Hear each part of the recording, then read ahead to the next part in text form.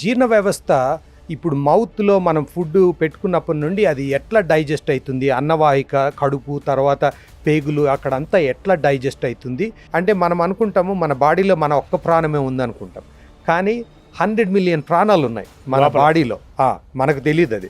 అదంతా బరువు వేస్తే అన్ని మైక్రోస్కాపికే, కానీ బరువు వేస్తే ఆల్మోస్ట్ ఒక 2 కేజీల మటుకు ఉంటుందన్నమాట. జస్ట్ మన బ్యాక్టీరియానే 2 కేజీలు ఉంటుంది. అంటే మన బ్రెయిన్ ఎంత బరువు ఉంటుందో మన గట్ బ్యాక్టీరియా అంత ఉంటుందన్నమాట, వైరస్ అన్నీ కలిపి.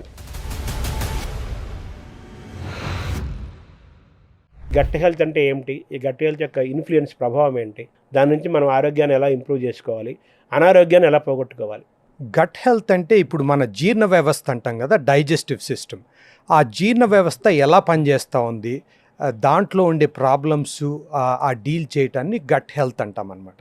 ఆ గట్ హెల్త్ అంటే ఇప్పుడు మన జీర్ణ వ్యవస్థ ఇప్పుడు మౌత్లో మనం ఫుడ్ పెట్టుకున్నప్పటి నుండి అది ఎట్లా డైజెస్ట్ అవుతుంది, అన్నవాహిక, కడుపు, తర్వాత పేగులు, అక్కడంతా ఎట్లా డైజెస్ట్ అవుతుంది, ఎట్లా మన పోషకాలన్నీ ఎట్లా అబ్జార్ప్షను ఇదంతా ఎట్లయితుందో దాన్ని జీర్ణ వ్యవస్థ పని చేసే దాన్ని గట్ హెల్త్ అంటాము. దాంతో లివరు, ప్యాంక్రియస్ ఇవన్నీ ఉంటాయి. మనం మామూలుగా జీర్ణ వ్యవస్థ అంటే ఏదో ఒక 30 అడుగుల ట్యూబ్ అనుకుంటాం, కానీ చాలా ఎంజైమ్స్, హార్మోన్స్ ఇవన్నీ కూడా దోహదపడతాయి అన్నమాట. దీంట్లో ఏమాత్రం తేడా వచ్చినా మొత్తము మన జీర్ణ వ్యవస్థనే పాడయ్యే ఛాన్స్ ఉంది. దాంతో హోల్ బాడీ కూడా అఫెక్ట్ అవుతుంది అనమాట. అందుకే చాలా ఇంపార్టెంట్. ఇంతకుముందు మనం ఏమనుకునే వాళ్ళము, జీర్ణ వ్యవస్థ అంటే ఏదో తిన్నది మనకు ఆ పోషక పదార్థాలు అందిస్తుంది, అంతవరకే మనకు తెలుసు. కానీ ఇప్పుడు ఓవరాల్ హెల్త్కు ఎంత ఉపయోగపడతా ఉంది, ఎంత అఫెక్ట్ చేస్తుంది అనేది ఇప్పుడు లేటెస్ట్ రీసెర్చ్లో ఒక 20 ఏళ్ళ నుండి ఇంకా బాగా అవేర్నెస్ వచ్చిందనమాట. ఎస్పెషలీ 5 ఇయర్స్ నుండి అందరూ గట్ హెల్త్ ఎందుకు మాట్లాడుతున్నారంటే మనకి ఇప్పుడు ఆ డైజెస్టివ్ సిస్టము ఎలా పనిచేస్తుందో దాన్ని బట్టే మనకు టాప్ టు బాటమ్ ప్రతి బాడీలో ప్రతి పార్ట్కు డైజెస్టివ్ సిస్టమ్ ఎఫెక్ట్ ఉంటుందన్నమాట. ఇంతకుముందు అది తెలియకుండా ఉండేది. ఒకప్పుడు డయాబెటీస్ అంటే మనకు తెలుసు ఇన్సులిన్ తక్కువ అయితే డయాబెటీస్ వస్తుందని. కానీ డయాబెటీస్కు కారణం ఏమనేది మనకు అంత బాగా తెలిసేది కాదు. ఎస్పెషలీ టైప్ 2, టైప్ 1, టైప్ 2 అంటాం. టైప్ 1 అంటే ఇన్సులిన్నే ప్రొడ్యూస్ కాదు. బట్ టైప్ 2 ఎందుకు వస్తూ ఉందంటే చాలామంది ఏమనుకుంటారు, ఫ్యామిలీ హిస్టరీలో జెనెటిక్స్ ఉంది అనుకుంటున్నారు. ఇప్పుడు కొత్త లేటెస్ట్ రీసెర్చ్ ఏమంటే బాడీలో ఇన్ఫ్లమేషన్ ఉన్నప్పుడు డయాబెటీస్ రావచ్చు, హార్ట్ డిసీజ్ రావచ్చు, న్యూరలాజికల్ ఎఫెక్ట్స్ అంటే ఇప్పుడు మనకు బ్రెయిన్ కూడా ఎఫెక్ట్ కావచ్చు అనమాట. ఇప్పుడు ఆల్జైమర్స్, డిమెన్షియా చాలా కామన్ అయింది. అది కూడా గట్ హెల్త్ ద్వారానే అది కూడా వచ్చే ఛాన్స్ ఉంది.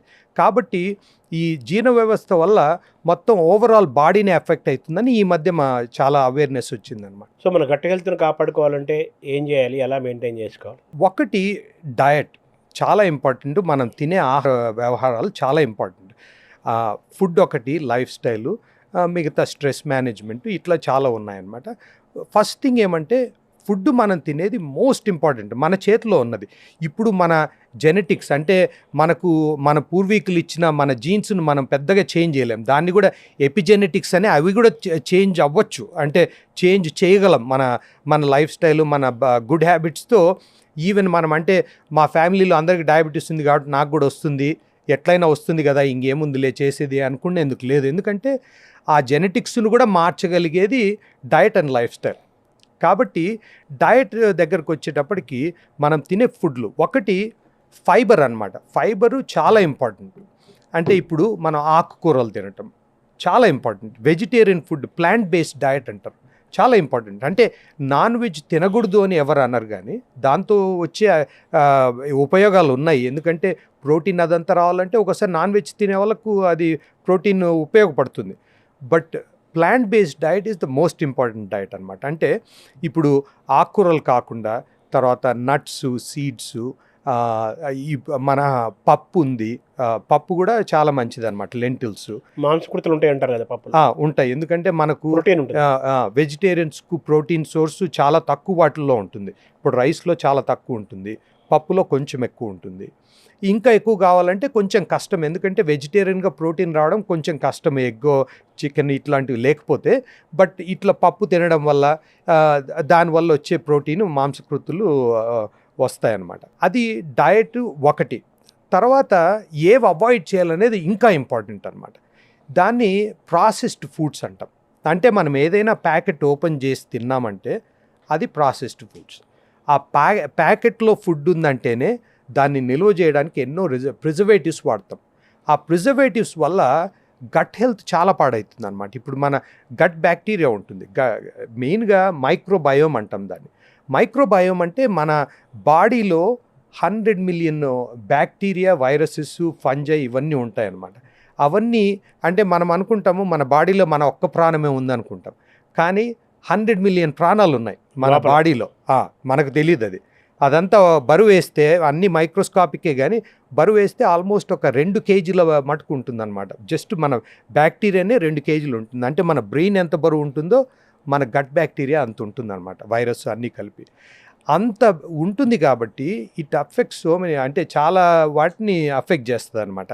ఇప్పుడు ఆ బ్యాక్టీరియా మనం తినే అల్ట్రా ప్రాసెస్డ్ ఫుడ్స్ వల్ల చాలా డ్యామేజ్ గుడ్ బ్యాక్టీరియా డ్యామేజ్ అయిపోయి ఆ ఇంబ్యాలెన్స్ వస్తుందన్నమాట. బ్యాడ్ బ్యాక్టీరియా ఎక్కువైపోయి గుడ్ బ్యాక్టీరియా తగ్గిపోయింది అనుకోండి, దాంతో ఇన్ఫ్లమేషన్ వస్తుంది అనమాట.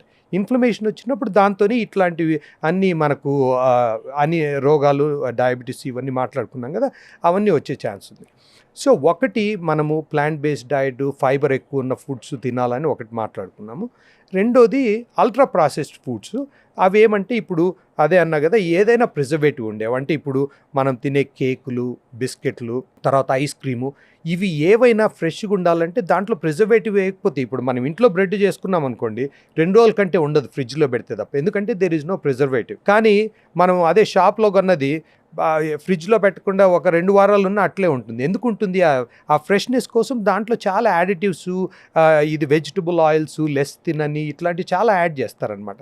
అవి చేయడం వల్ల అది చాలా డ్యామేజ్ చేస్తుందన్నమాట. ఇప్పుడు ఈవెన్ కుకీస్ కానీ ఇట్లాంటివన్నీ కూడా, చిప్స్, ఇది cool drinks, sugary foods, ultra processed foods కాకుండా షుగర్ ఎక్కువ ఉన్నవి కూడా, ఇప్పుడు మన కోక్లు, ఫ్రూట్ జ్యూసులు కూడా మనం అనుకుంటాము ఫ్రూట్ జ్యూస్ వల్ల చాలా ఉపయోగం ఉంటుందని.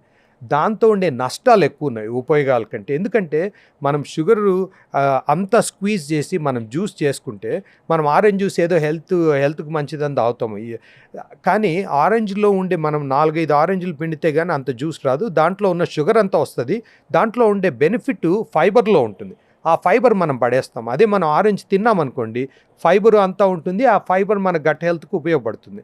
మనం ఏం చేస్తున్నాము, మనం ఒక్కటి జ్యూస్ తాగుతాము కాబట్టి దాంట్లో ఉండే బ్యాడ్ని మాత్రం తాగుతున్నాం కానీ గుడ్ని పడేస్తున్నాము. ఇట్లా ఈ షుగరీ డ్రింక్స్ వల్ల, తర్వాత స్మోకింగ్ వల్ల కూడా గట్ హెల్త్ అఫెక్ట్ అవుతుంది.